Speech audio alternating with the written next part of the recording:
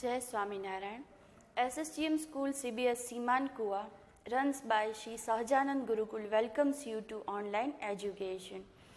I am Shivangi Mehta, and today we are going to study our 4th standards chapter number 10. The name of this chapter is How Do We Get Our Food? This is the second part of our this 10th chapter.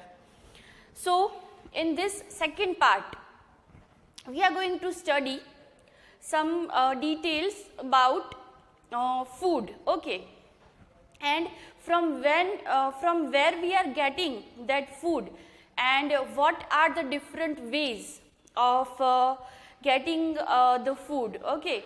So, we are going to study about some this type of topics. तो आज हम हमारा जो second part है ये 10th chapter का, उसमें देखेंगे कि जो फूड हम खाते हैं, ठीक है, इसके फर्स्ट पार्ट में जो हमने देखा था कि ऐसा कौन कौन सी चीज़ें हैं जो कि हमें खाने की चीज़ें हैं, फूड है जो कि हमें प्लांट्स में से मिलता है.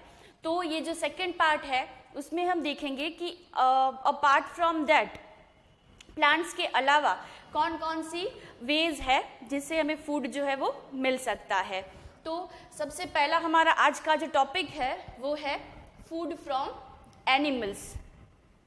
मीन्स ऐसा फूड जो कि हमें एनिमल्स की वजह से मिलता है, एनिमल्स में से मिलता है.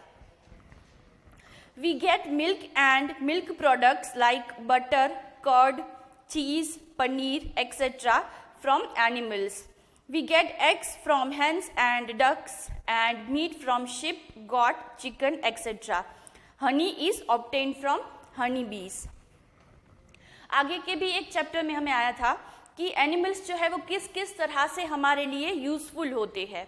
तो अगेन इसमें भी कुछ ऐसे प्रोडक्ट्स जो है वो मेंशन किए हुए हैं जो कि हमें एनिमल्स में से मिलते हैं.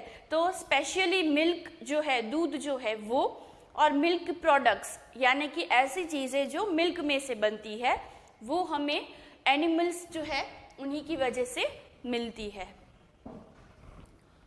इसके बाद हमें फार्मिंग के बारे में बताया गया है. फार्मिंग क्या होता है, किस तरह से फार्मर जो है वो स्टार्टिंग से लेकर उसका एंडिंग प्रोसेस जो है क्या होता है, कैसे फार्मिंग करता है, उसकी पूरी डिटेल इंफॉर्मेशन जो है वो हमें यहाँ पे बताई गई है. ठीक है, तो हम so we will start from the first point. Plants which are grown over a large area for food are called crops.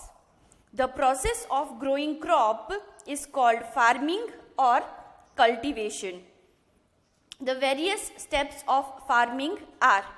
तो यहाँ पे हमें ये बताया गया है कि जो फूड हम खाते हैं जो कि हमें मिलता है फार्मिंग की वजह से, तो वो फूड कौन कौन सा होता है, ठीक है, और किस तरह से उसकी पूरी प्रोसेस होती है.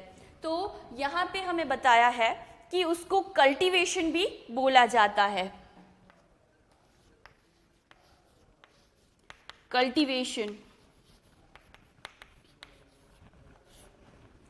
कल्टीवेशन मतलब कि पूरी प्रोसेस कि किस तरह से स्टार्टिंग से लेकर जो क्रॉप है उसको क्या बोला जाता है, जो हम धान खाते हैं उसको क्रॉप बोला जाता है. ठीक है, तो क्रॉप जो है उसको कैसे उगा सकते हैं उसी के बारे में हमें यहाँ पे कुछ स्टेप्स बताए गए हैं. Farmers prepare the soil by loosening it through a special process known as ploughing. तो प्लगिंग जो है उसके थ्रू फार्मर जो है वो पूरी सॉइल जो है उसको लूज करता है. प्लग मतलब क्या होता है, जो हल चलाते हैं खेतों में, जो हल चलाते हैं फार्मर्स उसको प्लग बोलते हैं. और वो जो पूरी प्रोसेस है जिससे जो खेत है, जो फार्म है, उसकी जो सॉइल मतलब क्या होता है, ज़मीन, वो लूज होती है, उसको प्लगिंग प्रोसेस बोला जाता है. तो सबसे पहले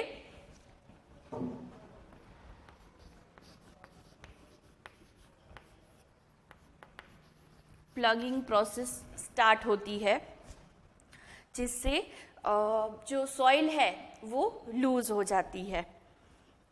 प्लग्स में be attached to bullock carts और tractors. Soil is loosened with the help of ploughs. Generally ये जो प्लग्स होते हैं, जो हल होते हैं, उसको या तो ट्रैक्टर से के साथ जोड़ा जाता है, या तो फिर जो बुलॉक्स आते हैं उसके साथ उसको जोड़ के आगे चलाया जाता है। पूरा जो फार्म है उसकी सॉइल जो है उसको लूज करने के लिए इस तरह से हल जो है वो चलाया जाता है। तो ये हो गया फर्स्ट स्टेप। क्या? ज़मीन जो है उसको लूज किया जाता है, किसकी हेल्प से? प्लगिंग की हेल्प से, मतलब कि हल चलाकर। Farmers then add manure and fertilizers to the soil to increase its productivity. इसके बाद सेकेंड स्टेप क्या है? फार्मर्स जो है वो मैन्यूअर मतलब क्या होता है? मैन्यूअर या तो फर्टिलाइजर्स मतलब कि खाद, जो क्रॉप्स जो है उसके लिए, उसकी फर्टिलिटी के लिए बहुत ही अच्छा होता है, उसको ऐड किया जाता है। किसमें? जो सॉइल है उसके अंदर खाद मिलाया जाता है, उसको क्या बोलते हैं? फर्टिलाइजर बोलते हैं या तो मैन्यूअर बोलते हैं।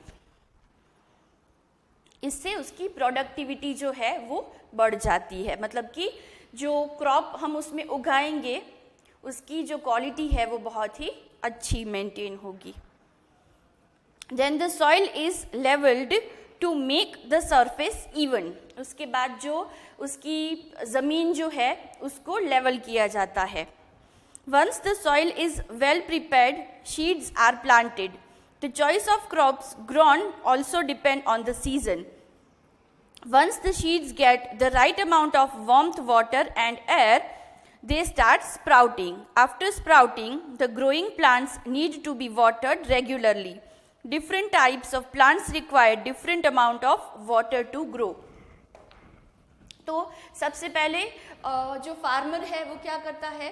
प्लगिंग, यानी कि ज़मीन जो है उसको थोड़ा लूज कर देता है, ठीक है। उसके बाद क्या करेंगे? उसमें मैन्यूअर या फर्टिलाइज़र यानी कि जो खाद है उसको मिलाएंगे।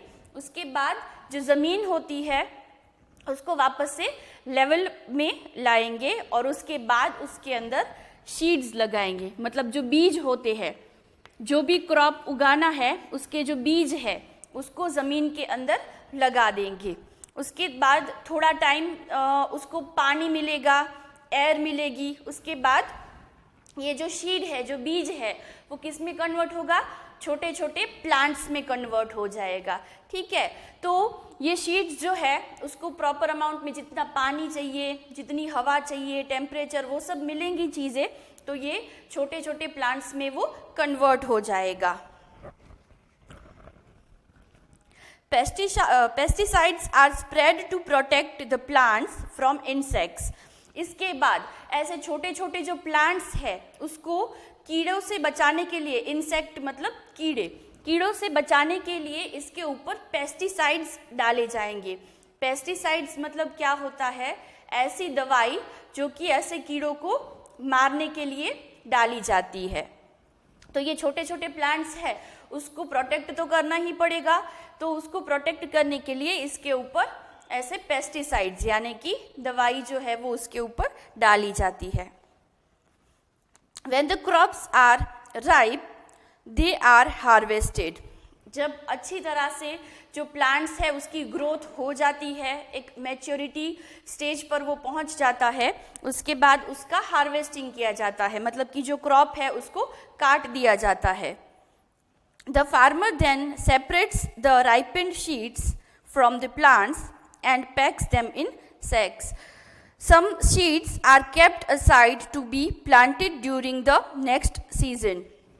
इसके बाद प्लांट्स जो है उसकी ग्रोथ हो जाती है, उसके बाद उसको कट करेंगे और फिर जो सेक होते हैं, जो बोरियां होती है, उसके अंदर उसको भरा जाएगा, जो धान है उसको उसमें भरा जाएगा। और उसके बाद एक नेक्स्ट सीजन जब उसका आएगा तब तक उसको हम स्टोर करके रख सकते हैं, क्योंकि ये क्रॉप जो है वो ऐसी चीज़ है जो लंबे समय तक चलती है, खराब नहीं होती है। तो उसको ऐसे बोरी में भर के जो गोडाउन्स होते हैं उसमें उसको स्टोर किया जाता है। तो ये उसकी पूरी प्रोसेस है फार्मिंग की। तो next is community eating, to the market. Okay. The harvested crops have to be sold quickly. Vegetables and fruits get spoiled fast and they cannot be stored for too long. They are therefore called perishable food and need to be quickly transported to the wholesale market or mandi for sale. Non-perishable food items like grains and pulses are packed in bags and sold in bulk. तो जो सब्जियां हैं, जो fruits है, वो ऐसी चीज़ें हैं जिसको हम लंबे समय तक स्टोर करके नहीं रख सकते हैं वरना वो खराब हो जाएगी। तो मार्केट तक वो चीज़ें कैसे पहुंचती है? अगर जैसे कि अभी मैंने बताया कि क्रॉप्स है, ठीक है, मतलब राइस है या वीट है, गेहूं है, चावल है, तो उसको अगर बोरी में भर के गोडाउन में स्टोर किया जाए तो वो लंबे समय तक रहेगा, खराब नहीं होगा। लेकिन वेजिटेबल्स है, फ्रूट्स है, उसको ज़्यादा टाइम तक स्टोर करके नहीं रख सकते हैं क्योंकि वो खराब हो जाएंगे। तो उसको तुरंत ही बेचने के लिए जो भी मार्केट में जो शॉप्स है वहाँ तक उसको पहुँचाना पड़ेगा वरना वो खराब हो सकती है। मिडलमैन और wholesaler buy the produce at a mandi and supply it to retailers. सबसे पहले होलसेलर्स जो है मतलब कि ज़्यादा अमाउंट में वो सब्जियों को या फ्रूट्स को खरीद लेते हैं। उसके बाद छोटी छोटी जो दुकानें होती है उसको वो खुद बेचने जाते हैं, जिसको रिटेलर्स बोला जाता है। Retailers or grocers buy products from wholesalers for selling in their shops. They buy only as much as they can sell. We, the consumers, हम जो लोग दुकान से चीज़ों को खरीदते हैं उसको क्या बोला जाता है? कंज्यूमर, ग्राहक मतलब consumer. Buy what we need from this retailers, और जो दुकान वाले होते हैं उसको रिटेलर्स बोला जाता है और हमें कंज्यूमर्स बोला जाता है। तो इस तरह से पूरी प्रोसेस होती है कि कैसे चीज़ें जो है मतलब क्रॉप्स है या वेजिटेबल्स है वो कैसे खेतों में उगाए जाते हैं, पैक किए जाते हैं, फिर होलसेलर्स उसको खरीदते हैं, वो छोटी छोटी दुकानों में उसको पहुंचाते हैं रिटेलर्स के पास, उसके बाद कंज्यूमर्स तक यानी कि हम ग्राहकों तक वो चीज़ें पहुंचती है। तो ये पूरा एक चेन है इस तरह से। After this we will move on to our next topic which is community eating. We eat food with our family every day. However, there are special occasions when we eat together with our extended family and friends at home or even eat out. Mention 3 occasions when we eat. Okay, तो कुछ ऐसी occasions होती है यानी कि कुछ ऐसे मौके होते हैं जहाँ पर हम हमारी फैमिली के साथ बैठकर खाना खाते हैं पूरी फैमिली के साथ, क्योंकि आजकल तो बहुत लोगों का ऐसा है कि जॉब के लिए या पढ़ाई के लिए बाहर रहते हैं तो सब नहीं मिल पाते हैं एक दूसरे से। लेकिन कुछ ऐसे भी ओकेशंस होते हैं जब सब लोग साथ में मिलकर खाना खाते हैं। Many communities organises a community meal to mark certain events और occasions. On such occasions people eat together in large groups. The meal is generally prepared by the members of the community. Eating the same food together on special occasion is known as community eating. तो community मतलब क्या होता है? तो बहुत सारे लोग जो है वो मिलकर एक दूसरे के मतलब रिलेटिव्स हो गए या तो किसी पर्टिकुलर ग्रुप के लोग हो गए, वो एक साथ मिलकर जो गेट टुगेदर करते हैं। सेम फूड जो है बनाया जाता है सभी के लिए और सभी मिलकर उसी को खाते हैं, उसको क्या बोलते हैं? Community eating.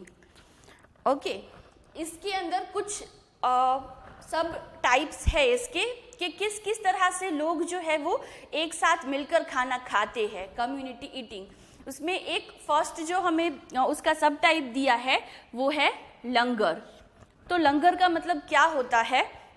बहुत सारे लोग जो है वो एक लाइन में बैठ जाते हैं और फिर उनको खाना जो है वो परोसा जाता है, उसको लंगर बोलते हैं। तो थोड़ा डिटेल में देखेंगे इसके बारे में। Langar is a community meal that is served in gurdwaras. At the langar, food is cooked in large quantities and served to people free of cost. People, irrespective of their caste and state, eat together. The concept of sharing food is emphasized. Many people are involved in organizing a langar. तो सबसे पहले ये जो लंगर का जो concept है वो किसने इंट्रोड्यूस किया? तो जो गुरु नानक साहिब जो है उन्होंने ये लंगर का कॉन्सेप्ट जो है वो सबसे पहले इंट्रोड्यूस किया था। तो जनरली जो गुरुद्वारा होता है, जो सिख लोग जो होते हैं वो वहाँ पर जाते हैं, ठीक है, गुरुद्वारा जो है वहाँ पे, तो वहाँ पे ये लंगर जो है मतलब कि एक लाइन में बहुत सारे लोग बैठकर खाना खाते हैं।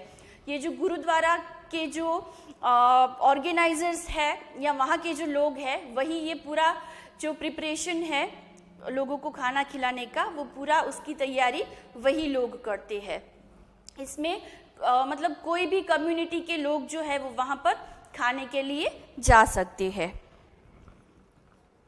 कोई भी स्टेट से, कोई भी कम्युनिटी से लोग वहाँ पे जाकर खाना खा सकते हैं। There are people who prepare the food, others who serve the food after it is prepared, and other group that ensure that the place is clean after the food is served. Carpets are neatly spread out for people to sit on. Food is served in disposable plates made of dried and pressed leaves. The langar was started by Guru Nanak. It combines three noble principles: charity, community service and social equality. तो हर एक जो group है उसका काम assign किया जाता है, मतलब कि एक ग्रुप जो है उसका काम है खाना तैयार करना, फूड को प्रिपेयर करना। एक जो ग्रुप है उसका काम है सबको सर्व करना, खाना उनको परोसना। और एक जो ग्रुप है उसका काम होता है क्लीनिंग करना, मतलब सबने खाना खा लिया उसके बाद वो जो प्लेस है उसको क्लीन करने का। तो सभी को अपनी अपनी ड्यूटीज़ जो है वहाँ पे असाइन की जाती है। तो इस तरह से जो लोग हैं उनको लंगर में खाना मिलता है। और इसका एक मेन जो मोटो है वो ये है कि सारे ही लोग जो है वो इक्वल है, सभी को वहाँ पे खाना जो है वो दिया जाता है। After that we will move on to our next topic, eating during festivals. India is a vast country. Each state has its own traditional delicacies that are eaten during festivals. Beside eating together on occasions like weddings and birthdays, people also eat together during festivals. Ghevar and Feni are traditional sweets that are eaten in Rajasthan. तो हमें पता है कि हमारे India में बहुत सारी खाने पीने की डिफरेंट चीज़ें मिलती है। एक स्टेट से अगर दूसरे स्टेट में जाओ तो वहाँ पे भी खाने की बहुत सारी वैरायटी होती है। तो यहाँ पे वो चीज़ों के नाम बताए गए हैं कि कौन सी जगह पर क्या खाने की चीज़ फेमस है। इन Rajasthan during Teej and Raksha Bandhan, you can eat ghevar. Sevaiya is a special sweet dish that is prepared and served on Eid. Eid पे सेवैया जो है वो सर्व की जाती है। Gujiya is a special sweet dish that is eaten on Holi. Holi पे गुजिया खाया जाता है। During Navratras, puris, chana and halwa are given as prasad. Pithas are special pancakes that are prepared during Bihu. During Onam, a special meal called Onasadya is prepared where a 9-course meal of 10 to 13 dishes is prepared and served on Pongal. तो यहाँ पे ओनम है, पोंगल है, उसमें क्या क्या चीज़ें सर्व की जाती है उसके बारे में बताया है। उसके बाद है at boarding school. In boarding school, students eat together in a dining hall called mess. The mess serves food according to a fixed menu.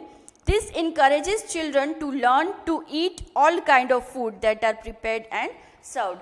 तो यहाँ पे हमने जैसे लंगर की बात की, वैसे ही जो बोर्डिंग स्कूल होता है वहाँ पे भी बच्चे एक साथ टेबल और चेयर के ऊपर बैठकर खाना खाते हैं और उनको यहाँ से उनको सीखने मिलता है कि कैसे लोग एक साथ बैठकर खाना खाते हैं।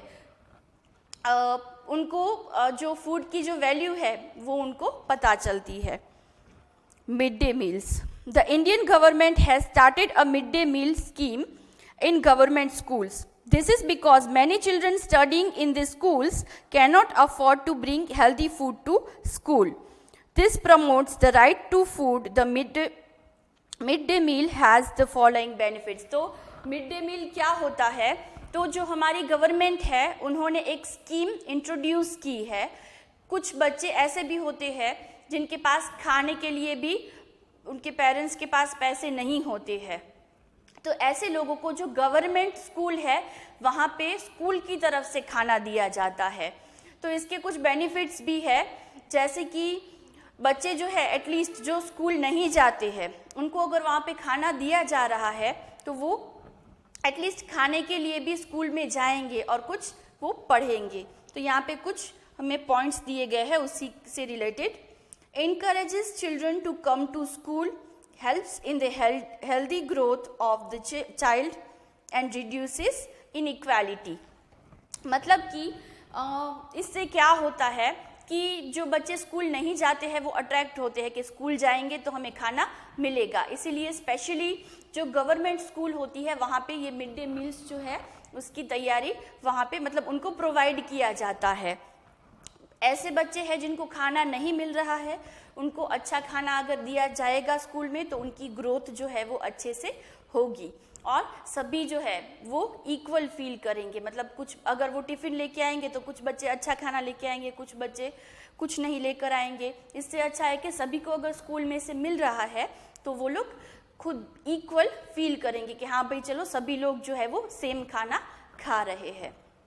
तो यहाँ पे हमारा ये जो चैप्टर है वो कंप्लीट होता है और इसमें आपको होमवर्क में लंगर और मिड डे मील्स जो है उसके बारे में आपको लिखना है, ठीक है। बुक में से देखकर या वीडियो में से देखकर जो भी पॉइंट्स जो है मतलब लंगर क्या होता है या मिड डे मील्स जो है वो क्या होता है, दोनों के बारे में आपको नोट डाउन करना है। And please like share and subscribe our YouTube channel. Thank you. जय श्री स्वामी नारायण।